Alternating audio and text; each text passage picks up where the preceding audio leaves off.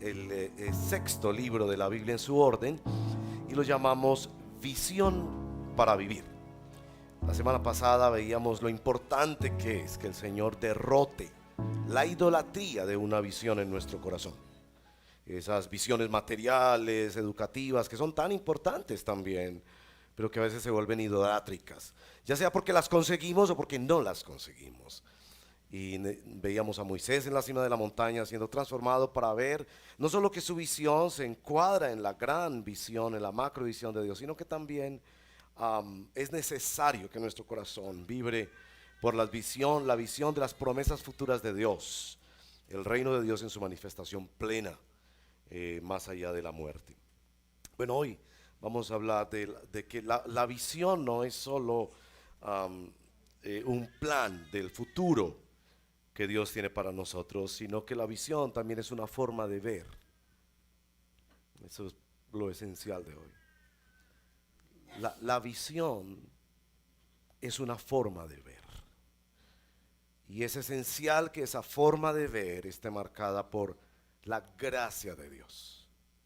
Es una forma de ver la gracia de Dios.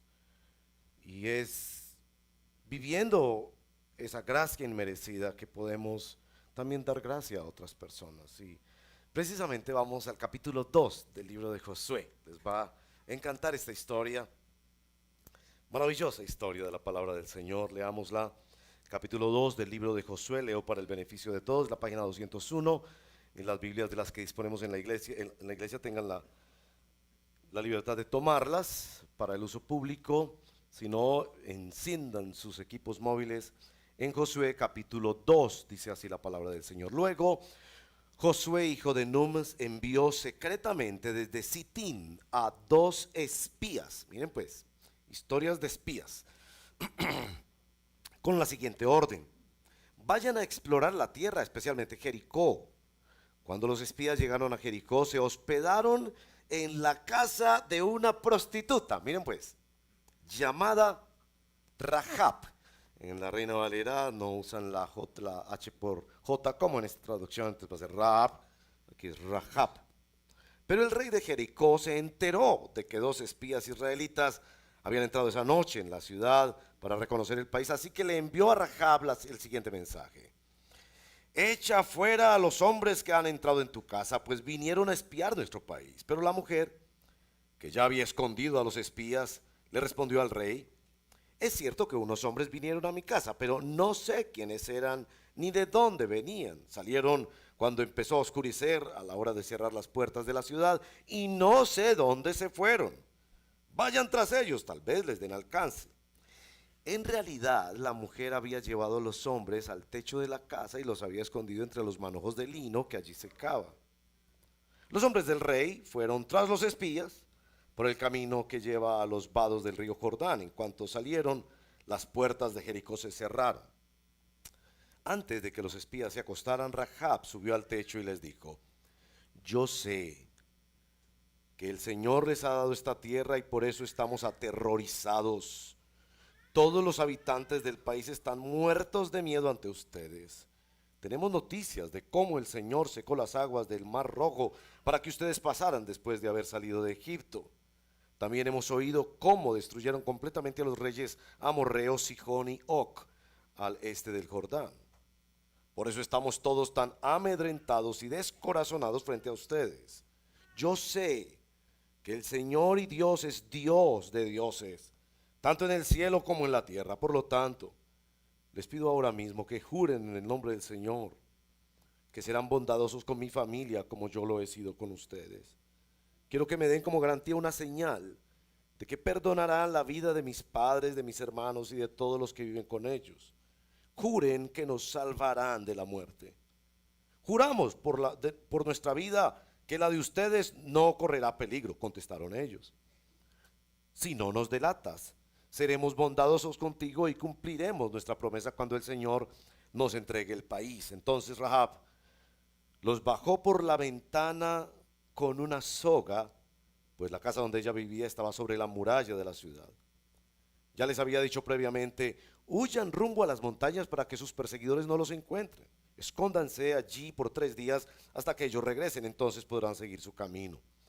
Los hombres le dijeron a Rahab: quedaremos libres del juramento que hemos hecho si cuando conquistemos la tierra no vemos este cordón rojo atado a la ventana por la que nos bajas. Además, tus padres, tus hermanos y el resto de tu familia deberá estar reunidos en tu casa.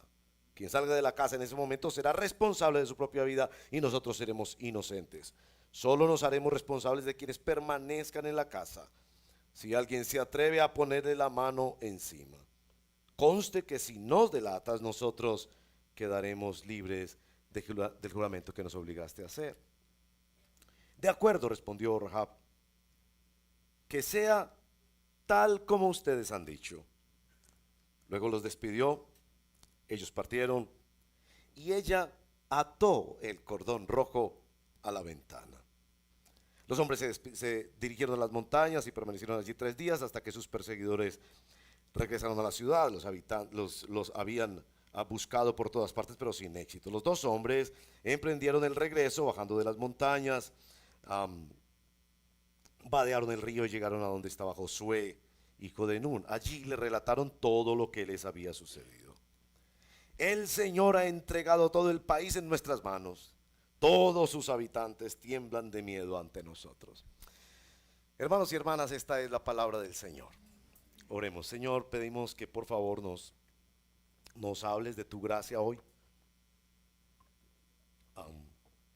Tu gracia soberana, tu gracia sobrenatural, tu gracia suficiente, tu gracia sacudidora de corazones, que pensamos que el cristianismo es de portarse bien, para reconocer que es de ser corazones transformados por la poderosa gracia de Dios. Te lo pedimos en el nombre de Jesús. Amén. Bueno, ¿cómo les parece esa historia? ¿La habían leído? ¿Sí? A modo de introducción voy a comentar, y me perdonan, estoy como un poquito de gripa, ¿cierto? Entonces mi voz es así como chistosita.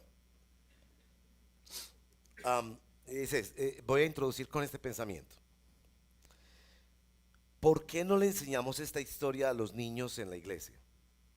Yo no recuerdo, yo crecí en una iglesia evangélica por la gracia de Dios. Porque no, yo no recuerdo que me hayan enseñado nunca la historia de Rahab. Y yo creo que no enseñamos esto a los niños porque casi todo nuestro acercamiento a la Biblia es moralista. Buscamos los héroes de la fe y nos da miedo enseñar historias como estas, donde una prostituta fue realmente la primera salva en Jericó.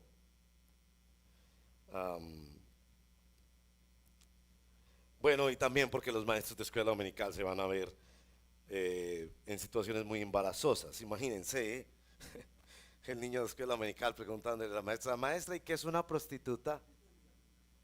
A propósito, en la Reina Valera no dice prostituta, sino ramera. Y no serviría la explicación de que la ramera es una vendedora de ramas. Enseguida es, ¿por qué los espías fueron a la casa de una ramera cuando el Pentateuco prohibía el contacto y la presencia de esas personas? Y no faltará el niño de esos que tenemos aquí en la escuela dominical, aquí en el otro lado, súper sagaces, que van a preguntar, ¿y cómo es posible que esos espías y aún los mensajeros del rey siguieron precisamente las instrucciones de una prostituta que había mentido? ¿Podemos decir mentiras? Yo creo que no decimos mucho estas historias en la Biblia, es porque nuestro acercamiento a la Biblia es moralista. Es decir, pensamos que la Biblia consiste en imitar buenos comportamientos. Hoy quiero hablarles en Visión para Vivir, de la importancia de ver la gracia de Dios, el Evangelio en Josué.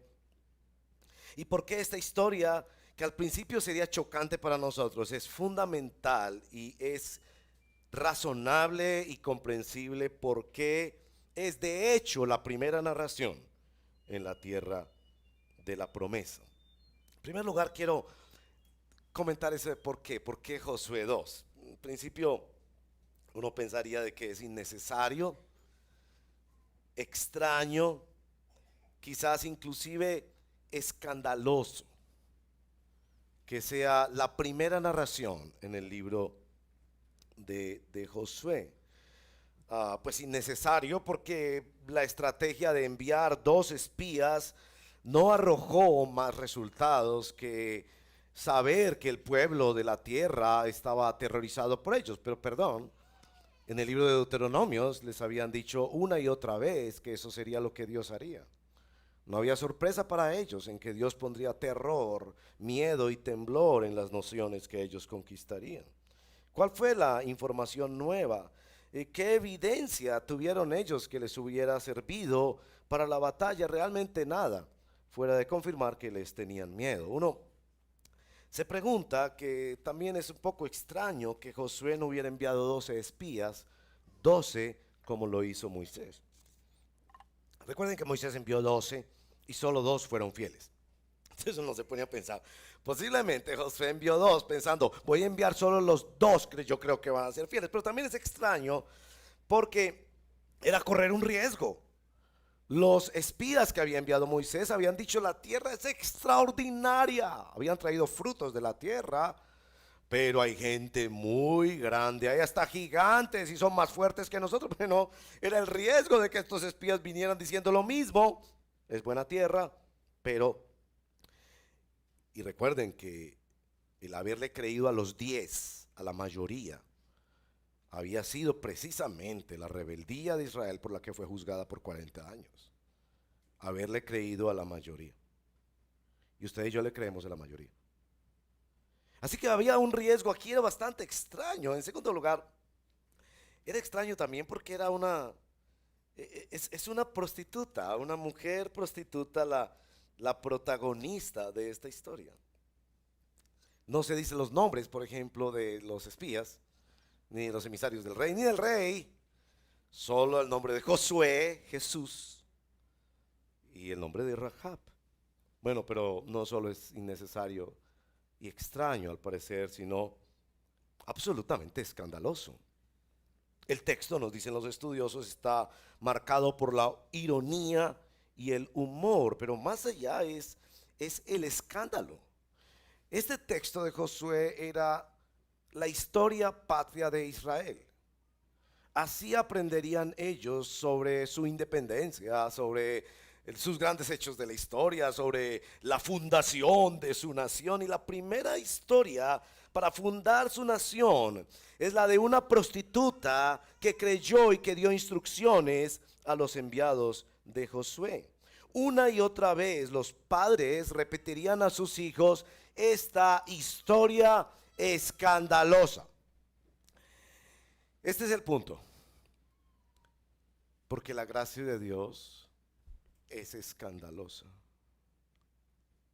extravagante, absolutamente extraña para la mente y el corazón humano.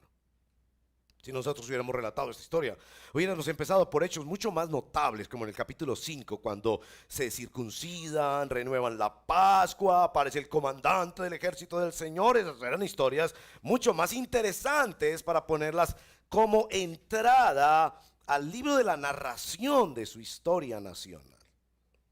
Por eso, yo sostengo que este texto, aunque pareciera innecesario, extraño y escandaloso, es crucial para entender qué era lo que Dios estaba haciendo con su pueblo. Y mi hermano y mi amigo, qué es lo que Dios quiere hacer en tu vida. Porque mediante Josué, que es Jesús de Nazaret, Dios quiere entrarte en la tierra de su promesa, tierra temporal y tierra eterna. Pero lo hará por las vías de la gracia. Hace 2 semanas le leí en Deuteronomio capítulo 9, verso 1 al 8, 3 veces repite, no es por tu justicia, no es por tu justicia, no pienses que es por tu justicia. Así que a la pregunta de por qué Josué 2, nuestro texto nos responde de dos formas. Primero nos responde explicando quién es el que se salva en el pueblo de Dios. ¿Quién es parte del pueblo de Dios? Aquí tenemos nada más y nada menos que una prostituta que desconocía totalmente la palabra de Dios, que solo tuvo temor, solo creyó y solo puso una señal. ¿Quién es? Es del pueblo de Dios, los que son descendientes biológicos de Abraham. Así que nos responde, ¿quién es pueblo de Dios? Y nos responde también sobre la importancia de Josué 2, diciéndonos, ¿cómo? ¿Cómo? ¿Cómo es que se llega a ser parte del pueblo de Dios? ¿Cómo es temer, creer y poner una señal para ser salvo en el pueblo de Dios? Entonces, ¿quién es salvo? ¿Quién se salva? Y así Josué 2 comienza explicando eso. Es decir, ya en la entrada del libro nos está entregando el libro de Josué, su evangelio. Bueno, la prostituta y su familia. Es la prostituta la que era la vergüenza de la familia, la que resulta siendo el instrumento para traer salvación a su familia. Las prostitutas son bastante vistas en la Biblia. Ustedes recordan Tamar y Oseas. El libro de Oseas es la historia de un profeta que se le ordena casarse con una prostituta. El pueblo de Dios es simbolizado en una prostituta en varios lugares de la Biblia. En el Nuevo Testamento, espero que lleguemos a leer ese texto maravilloso donde nuestro Señor dice, las prostitutas van adelante en el reino de Dios. ¿Por qué dice eso? Evidentemente no está favoreciendo esa actividad. Es claro en las Sagradas Escrituras que la sexualidad que no se vive dentro del matrimonio es pecaminosa y ofende al Señor. Hice el ejercicio de Google de buscar si habían videos y narraciones de video de la historia de Rahab, preocupado de por qué no le enseñamos estas historias a los niños, precisamente. Y en uno de los videos, yo pienso que los que hacen esta narrativa cinematográfica tratan como de ayudarle un poquito, ¿no? Porque es tan vergonzoso, ¿no? Decir que el primer salvo en la tierra de la promesa es una prostituta. Y es una prostituta que no hizo promesas. Es una prostituta que no dejó la prostitución y a los 3 años, ahí sí fue a la iglesia. No, era prostituta. Y estando en su condición pecadora, fue salva por la fe. Si no es como usted y yo que pensamos, yo voy a dejar esto después de que deje esto siquiera 6 meses, ahí sí me bautizo. No. Entonces en este video le ponen esta frase a Rahab. Yo no escogí esta clase de vida. Lindo, ¿no?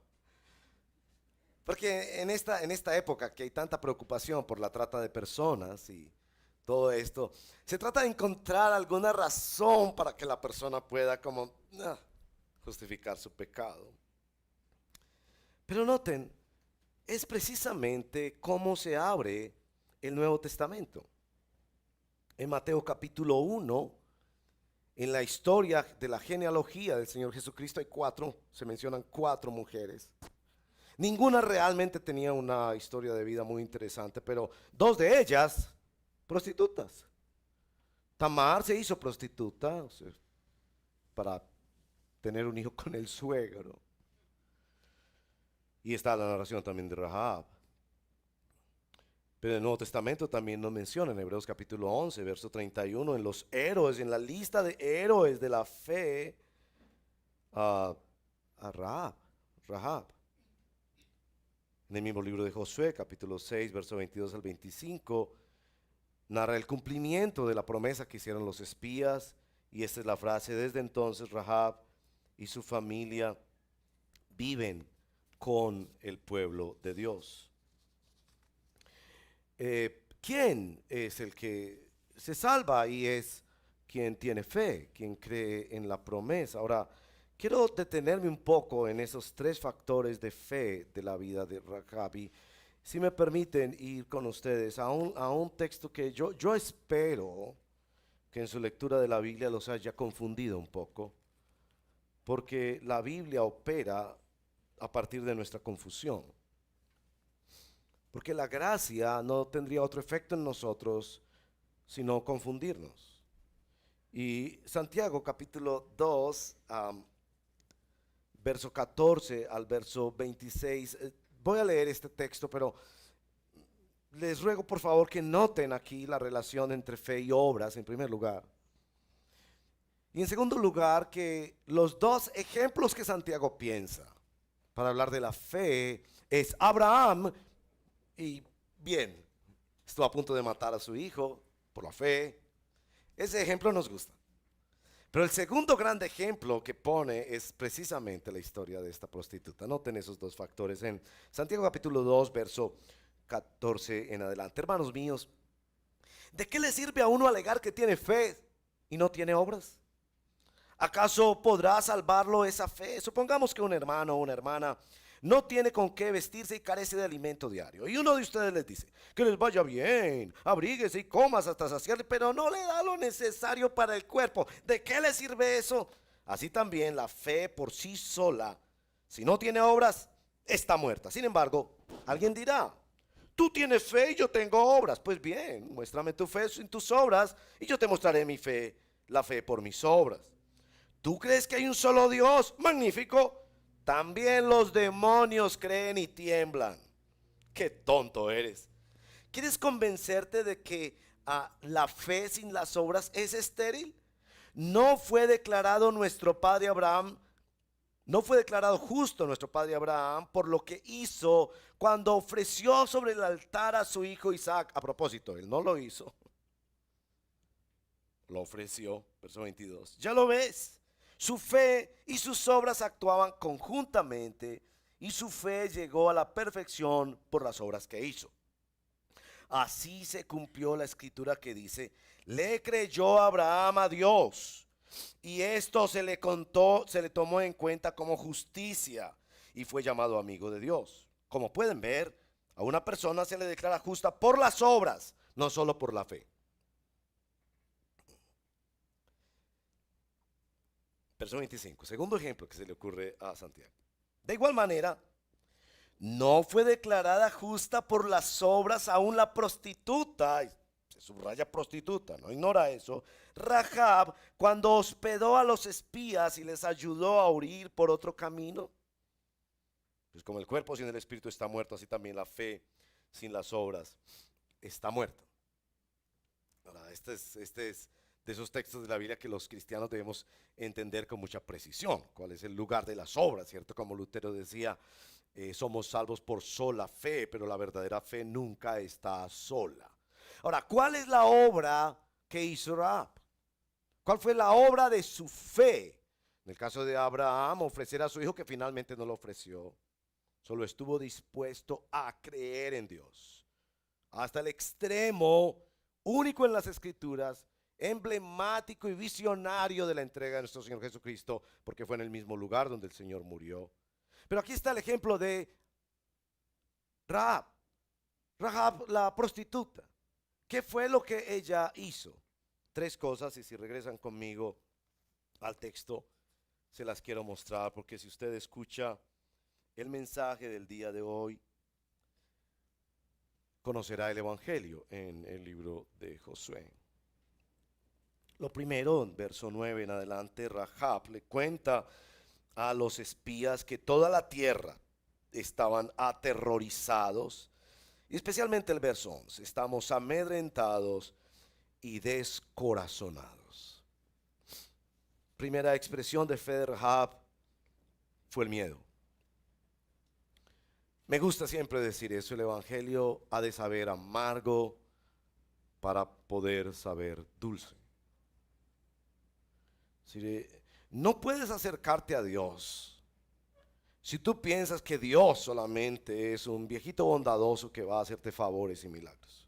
Ese no es el Dios de la Biblia. El Dios de la Biblia es fuego consumidor y está airado todo el día contra el pecado porque Él es santo. Él conoce tus pensamientos, tus deseos, tus acciones. Y tú no eres menos pecador que una prostituta. Ella tenía temor. Estaba aterrorizada porque sabía de los juicios de Dios. 400 años antes Dios había profetizado que cuando la maldad de estas naciones llegara a su cúspide, Él las eliminaría de la faz de la tierra. Y eso te va a molestar, a mí también me molesta. Pero Dios es Dios, dueño absoluto de la creación, el que le pone límites a la humanidad y decide quién vive y quién muere. Ese es Dios. Yo no estoy diciendo que a mí me gusta, yo quisiera ser Dios. Pero es así como son las cosas. Él es el dueño absoluto de tu vida. Él decide qué hacer con tu vida. Él te creó, te sustenta y Él toma decisiones sobre tu vida y Él es el juez del universo. Y esta mujer entendió eso desde el temor.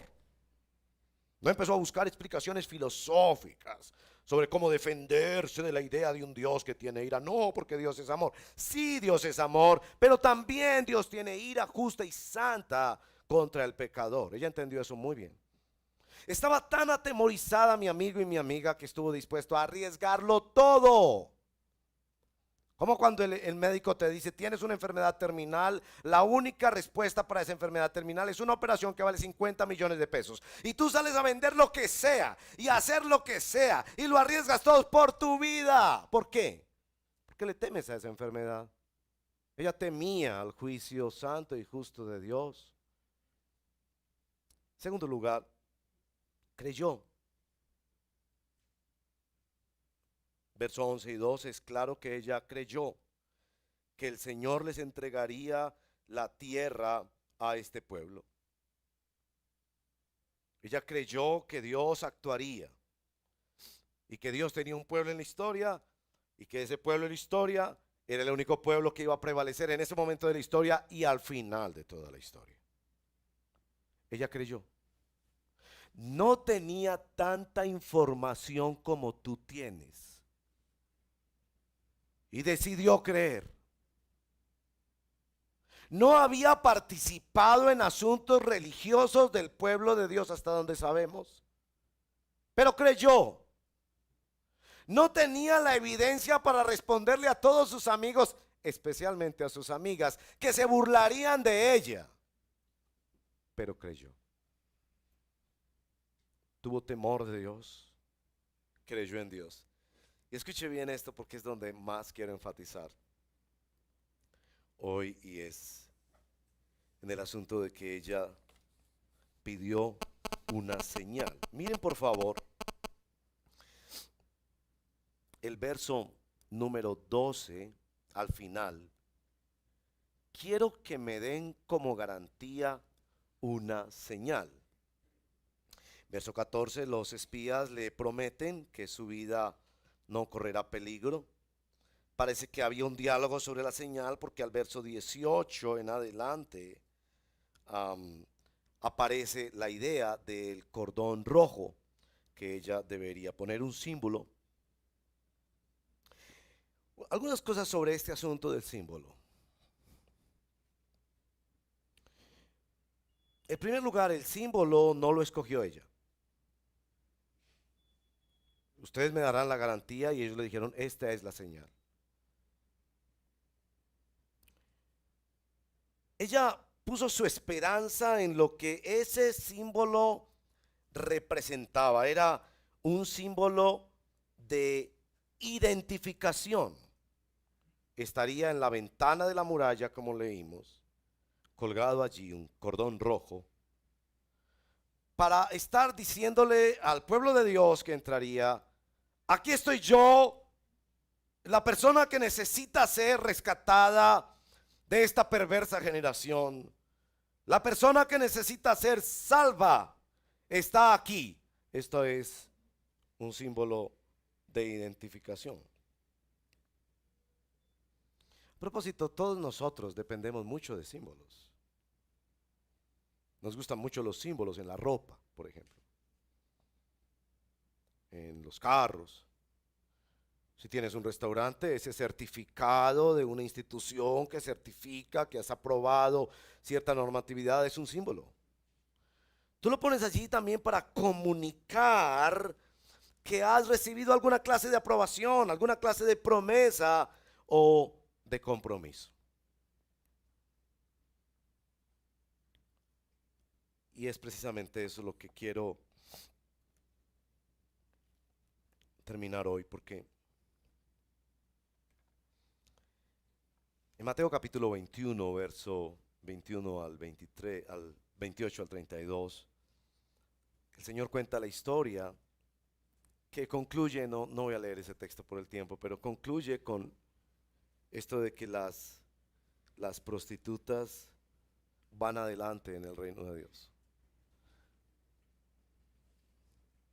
Que de hecho se me ocurrió que si le pondría un título a esta exposición sería: las rameras van de primeras.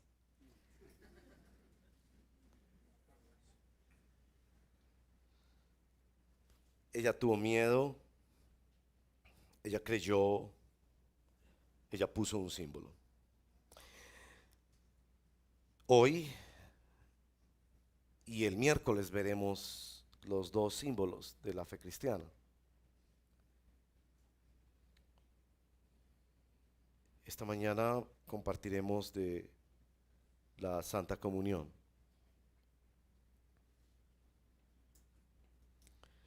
Quienes tomamos parte de ese símbolo creemos en las promesas de Dios dadas a través de nuestro Josué, el Señor Jesucristo.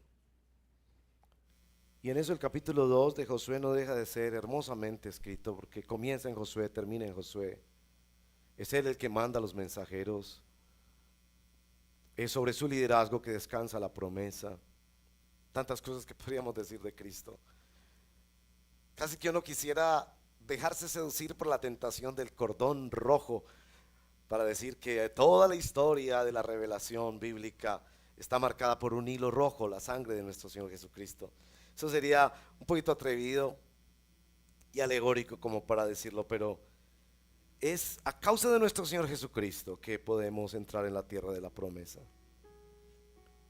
Y en la Santa Comunión estamos participando del símbolo que dice que es a causa de la muerte del Señor Jesucristo que nosotros tenemos vida y paz. Es lo mismo que una prostituta como Rahab. Nada que ver con nuestras obras de justicia.